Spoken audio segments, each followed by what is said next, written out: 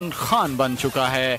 और आज खान साहब अहम ऐलानात करेंगे, अहम बातें करेंगे अपने पेशावर के लोगों के साथ। जो मेरे ख्याल में यहाँ पे आज लाखों लोग आएंगे, वो मेरे लिए तो नहीं आ रहे, आपके लिए नहीं आ रहे, वो इमरान खान के लिए आ रहे। पिंडाल में 120 फीट चौड़ा और 30 फीट ऊंचा स्टेज बनाया गया है। जलसागाह में 32,000 से जायद कुर्सियां लगाई गई हैं। शुरका को अपने महबूब कायद इमरान खान और दीगर रहनुमाओं के खिताबात का इंतजार है। दूसरी जानिब चेयरमैन PTI इमरान खान ने ट्विटर पर एक बयान में कहा है कि PDM तहरीक इंसाफ की मकबूलियत से खौफजदा है। इमरान खान बोले, इम्पोर्टेड हुकूमत अल्फाज को तोड़ मरोड़ कर मुझे बदनाम कर रही है, बस बहुत हो गया, झूठे प्रोपेगेंडे का जलसे में भरपूर जवाब दूंगा।